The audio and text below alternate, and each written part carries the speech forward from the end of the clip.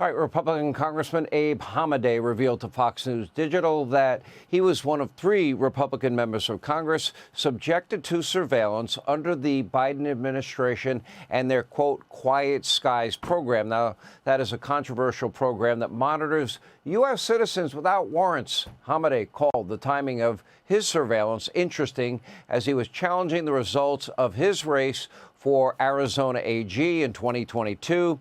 Now, these revelations were uncovered in a hearing led by Senator Rand Paul this week, and the DHS has terminated the program. But Rand Paul said in a statement, quote, "We must make sure that this program does not come back under another name. Every official who directed or approved surveillance of Americans for protected speech must be removed from office. Full transparency must become the rule rather than requiring a year of investigation."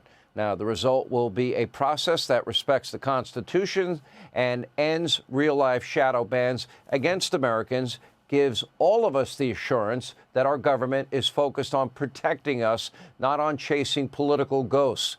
Here with more, Arizona Congressman Abe Hamadeh. Well, it's a little disconcerting. I mean, you know the case of Tulsi Gabbard. I just recently this week had a friend, tell me, they were put on the same program that monitored Tulsi. Explain what happened in your case. Good to be with you, Sean. So I got a call earlier this week from Senator Rand Paul's office, and he informed me that I was pinged by TSA for travel in December of 2022. And as you noted, what's interesting about that time period is that was right after the November 2022 elections, and while I was actively pursuing an election contest in the closest race in Arizona's history. This was a very legitimate election challenge. But leading up to that, I mean, you had the media, you had the Democrats calling us threats to democracy and fascists. But, Sean, here I was. I've served in the United States Army. I had a top secret clearance. I served 14 months overseas in Saudi Arabia.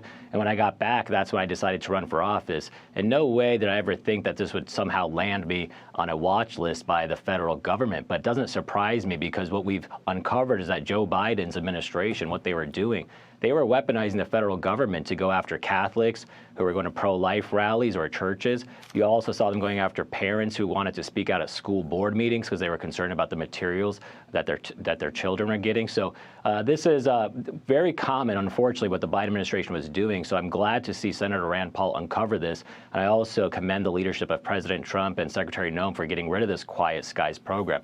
But Sean, my God, if President Trump didn't win last November, you could see the road we were going down. I mean, you look at our friends over the United Kingdom, what they're doing by literally arresting people for social media posts and posting memes. That's the road that this was going to lead us down to if the Democrats remained in power and you had this deep state going after their political opponents like myself and Tulsi Gabbard and so many others. All right, so you have Tulsi, you have other conservatives, you have pro-life people peacefully protesting, you have, moms and dads showing up at school board meetings. I know from Jim Jordan that my social media was purposely suppressed. My personal text messages multiple times released publicly. Nobody seemed to care about my privacy. How does all this happen and we don't find out about it till years later? Yeah, no, that's a question that we're constantly raising right now because, for instance, the Quiet Skies program, it actually started under President Obama back 14 years ago. But this is why it's so incumbent upon, having good people in office. And that's why it's great to have President Trump there, because the law is only so good as if you have good people willing to follow it.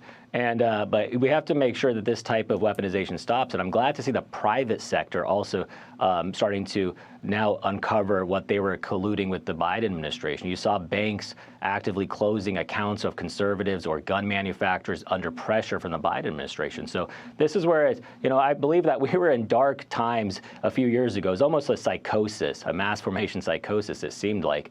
And suddenly now there's a lot of daylight being uncovered. And luckily we have so many more media access and X being available. So now that we're able to actually effectively attack so many of these deep state bureaucrats that have been, for too long, they've been nameless and faceless. But luckily, Senator Rand Paul over in the Senate, he's uncovered this program, and I know there's going to be a lot more to come. Yeah, and we learned from social media companies, too, that they were being pretty much ordered by the Biden administration what they could put out there. So much for liberty and freedom of speech. Hopefully we get to the bottom of all of it. I'm sorry you lived through that, Congressman, but we appreciate you telling your story. Thank you. Hey, Sean Hannity here. Hey, click here to subscribe to Fox News YouTube page and catch our hottest interviews and most compelling analysis. You will not get it anywhere else.